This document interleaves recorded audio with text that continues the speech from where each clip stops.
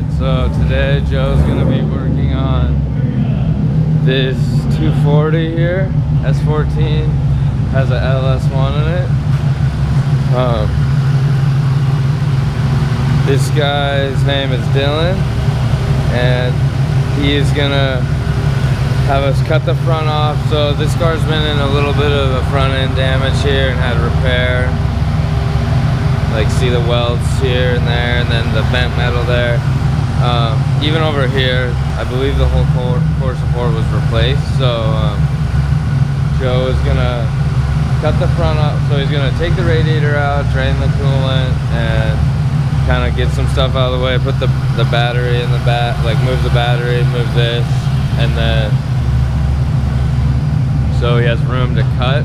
Then he's gonna cut how we cut on Eric Hilly's car, but we had forgot to film the beginning of that, so we're gonna show you this part, and we're gonna show you when we cut everything, and then he's gonna build a tube front. It's gonna be different this time because the radiator is not 31.5 inches wide like Eric Hilly's was. So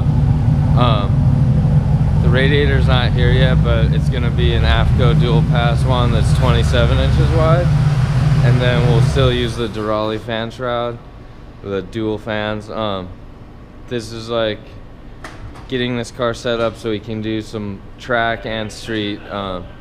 He said he's gonna like street drive it, but it's mostly a track car.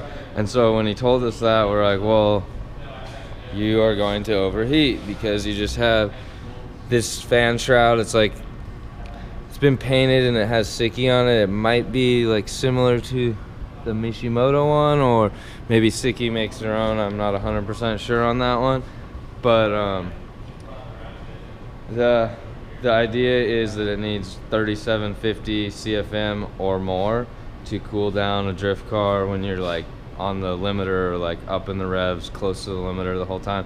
So we've said this many times before, but that's like our go-to little recipe is a dual pass radiator with the Durali dual fan shroud kit, and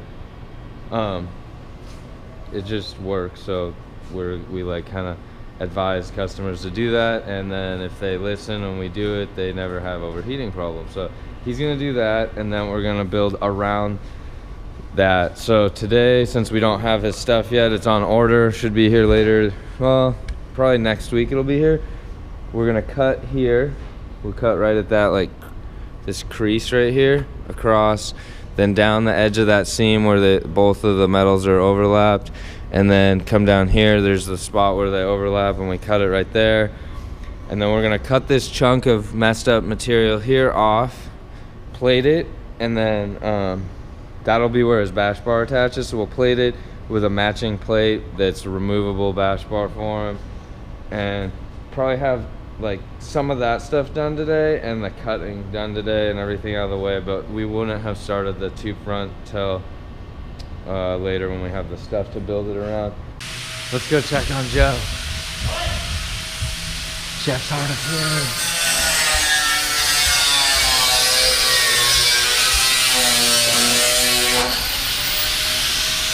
Flying metal. Joe's mostly done cutting everything off. We're a little late to the party, but we're gonna see the cool stuff happen. He's cutting the front of Dylan's car up.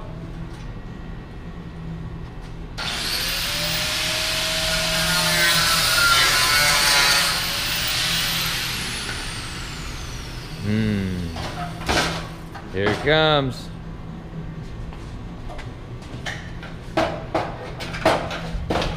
I like how tight your pants are, Joe. What's that? I like how tight your pants are today. Really brings out the glutes, you know? You guys know what I mean. You know what I mean, right? Just yeah. Tight pair of Levi's, I guess. One shrinky pair. Oh, shrinky, he made a word too. Shrinky thing. It's a word. It's been a word. Yeah.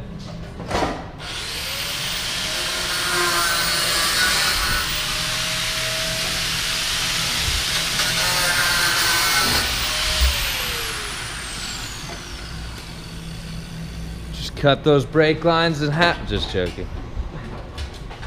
We wouldn't do that.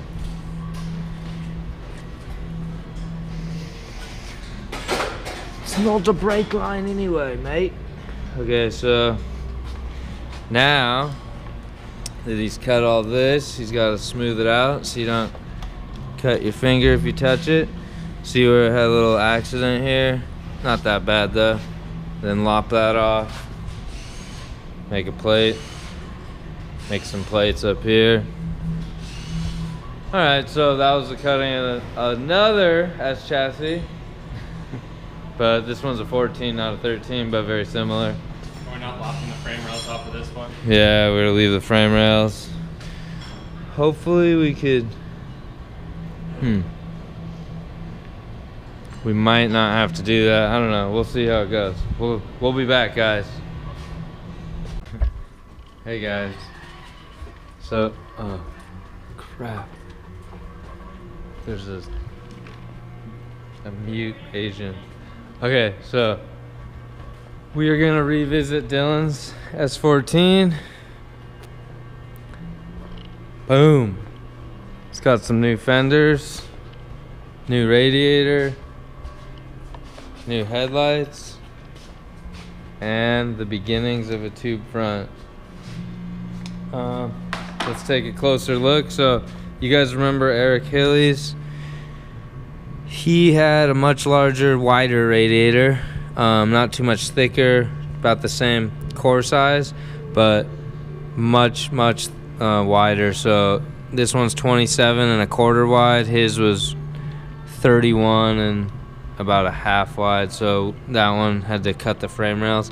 This one everything's just tacked in, but Joe had welded this tab on these bung on there, and then we just welded a tab here, tacked in place. So this radiator comes like this with the upper and lower hose on this side, which is perfect for most motors. So that's why we keep reusing this AFCO dual pass, and it's 27 inches wide. And the average, smaller JDM car, like let's say FCR X7, it would fit in there barely, I think. S13 and 14 has just over 27 inches in between the frame rails, so it fits in there barely, as you can see how close it is. Another key thing is it allows us to put one of those dual high output fan shrouds on there, which we like so much. So that's on there, and it's decent size overall with thickness and everything, so it'll cool down, big motors and high horsepower stuff.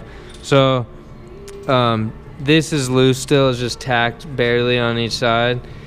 Joe's gonna get a little more detailed with it tomorrow so that we can make tabs for the headlights, and then make support on this that goes down to the frame rail, and then we will make some brace to hold this stock fuse panel or relay panel and fuses, I guess. And then over here he had an oil filter relocation that he's gonna have to kind of mount halfway in the wheel well there. Oh, it's right here. But at the same time, we're gonna be adding an oil cooler up front here and a power steering cooler. So then we're gonna have to do some more plumbing on this filter there. And then what else am I not thinking of? Oh, we're doing a removable bash bar plate on this one. So we have those pre-made plates that we use, and then we will make the bash bar. And then also he needs an expansion tank because the steam vents need to go somewhere. So these are the steam vents off the top of the head here. So they're gonna come out. No. They come out here, right there. So then we'll route that back to the expansion tank, and then we'll route the bleed off of the radiator, which is this guy right here, to the expansion tank that's not there yet. And then we'll feed the expansion tank back into here. So then that'll be good. So we got one of these Moroso expansion tanks. That is 1.5 quart size, and it lets you, you know, the inlet there and then the outlet on the bottom, and then they're MPT, so you could put a union to different dash sizes, but we'll use a -6 feeding into it, -10 returning back to the water pump, and then we'll probably put we'll weld on a small one on the side to do the steam vents into. We'll show you guys why we do that. And then, kind of showed you before, but we'll just refresh your memory on that. And then, looks like we could almost use very similar upper radiator hose. It's not there right now. I think it's, I don't know where we put it. And then lower radiator hose, probably still use this one and cut it a little bit. But overall, we made good progress on that today, and we'll update you guys soon with more stuff. Ooh, Joe's working on his power steering pump right now. Yeah. Oh, there's the upper radiator hose. Probably won't be long enough, but it's close. We'll see.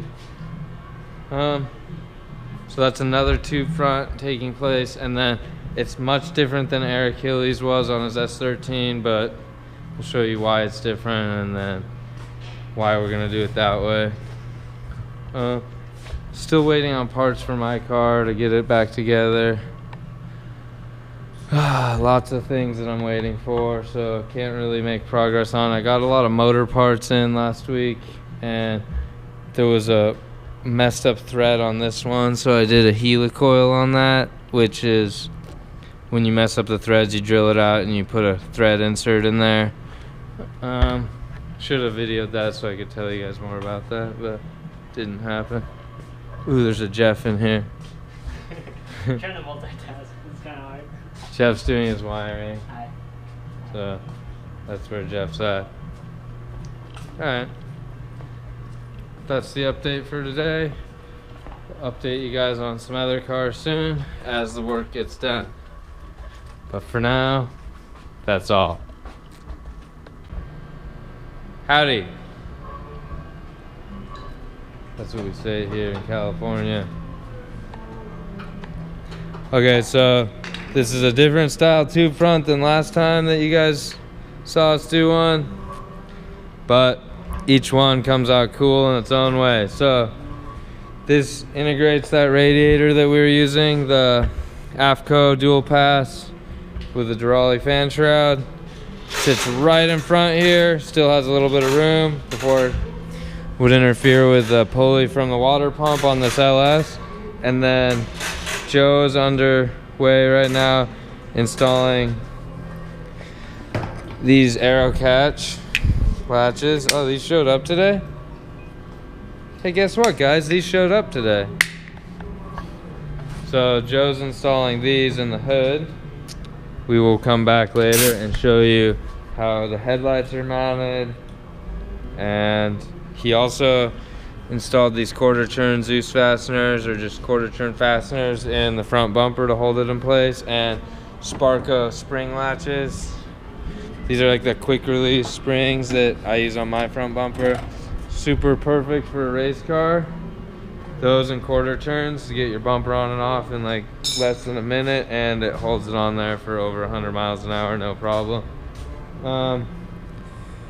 Still waiting for oil cooler, power steering cooler. We're gonna put those in front here. Oh, those came too? Just the power steering. Power steering cooler came, okay. Unless it's just like a really tiny. No, that's a oil power, no, anything -6 will be power steering. Okay. So that's power steering cooler. But we're gonna wait till we get the oil cooler, because if, I don't know, well, we might stack them together. Depends on how everything lines up, but we might stack it together.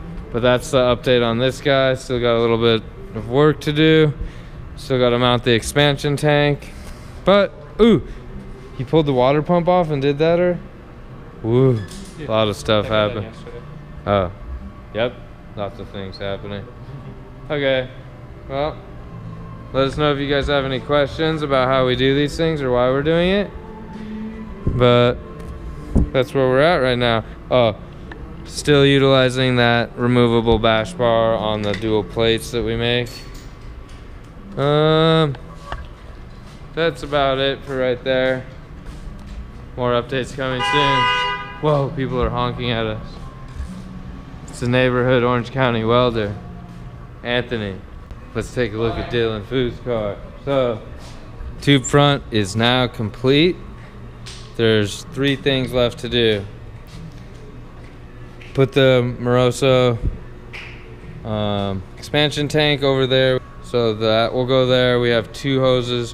One that would come off the top of the radiator to bleed air, or bleed like air bubbles, or just like, in theory it's supposed to take the steam over there and then let it settle down in the expansion tank and then come back in to the water pump. And then we gotta also install this guy after that's done, make sure it's not flopping around too much. And then we have to finish plumbing power steering lines to this cooler. But this one's pretty cool that it was able to fit this big giant radiator, nice oil cooler, and power steering cooler. So when he does get more serious and go to the racetrack, he can do kind of hot laps, you know, without overheating. And then Joe made the bash bar with the quarter turn fasteners and the Sparco quick release springs. So it's like real sturdy when everything's in, but then it's easy to get on and off. That's gonna be perfect for track / street car. And then I think we have to modify these, but other than that, that's the only last little things to do, and that's how it turned out. And then the battery is now in the trunk. Let's check that out.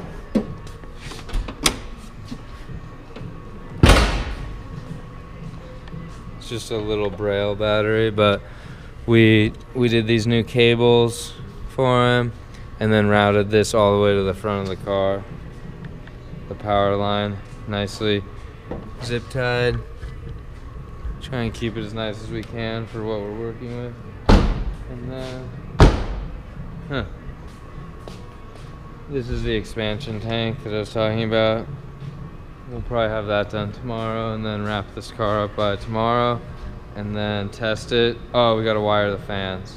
Last thing, wire fans. But, oh, and Joe had done another set of arrow catch latches in here. And that's it. Came out pretty cool. Changed the front of this car. Me and Renee are just in here hanging out. Oh, look at that shirt. I like it. Yay! She's got like the Boost Brigade full FD driverless shirt. It's pretty cool. So what I wanted to do, show you guys the last final touches on S14 that we've been working on for Dilan. We mounted the seat on the roof like this. No. But we'll clean that up in a second. Jeff's doing the final hoses and plumbing. So right now, Jeff's working on power steering. We're doing push-on soft line for the power steering cooler. The reason we didn't do full AN is because the power steering reservoir is still an OEM and you can't put an A in there. So there's gonna be these 2 lines that we just do push-on style with a rubber hose. They're low pressure, so it's not gonna matter. We would prefer to do full AN if it was like had a race car reservoir right here, but we don't, so can't. These are done though, and Jeff used this PTP, the fire sleeve, to cover this -10 AN as it goes from the expansion tank into the water pump, because it's pretty close to the headers. It's gonna, have a shorter lifespan because of that, but this fire sleeve will save us some time, and maybe, I can't give an exact number, but let's say get 2-3 seasons out of it, or if it's a daily driver, hopefully 2 years of him using it. And then it probably needs to be addressed again and maybe put a new hose in there. The fittings will be okay, just need a new AN line. And then this is the -6. It's further enough away from the heat that we're okay leaving it by itself. And that's what will take the air bubbles and bleed them back into the expansion tank. And on this particular motor, they had already tapped into his water pump from the steam ports off the head here. So we did not send that back over to the expansion tank. If he started being a track only car, we're gonna tell him to, you know, switch that if he has, you know, the time or the money to do so. That'd be a smarter way, and the motor would work better. So we'll do that later if, you know, he gets time. But here's the front end that we did. You know, each one turns out different, but I'd say I like this one a lot too when you look at it. It's simple in its own way, but then it's pretty intricate too, and it does exactly what we need it to do. Hood pins, fender mounts, headlight mounts, all the cooler mounts, and it turned out really nice.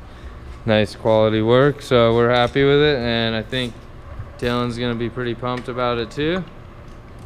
So that's the update, and then we'll start it and bleed the system. We'll show you guys as it leaves. If you guys have any questions, let me know. If you don't have any questions, you probably do, so let me know your questions and I'll respond in the comments. All right guys, see you later.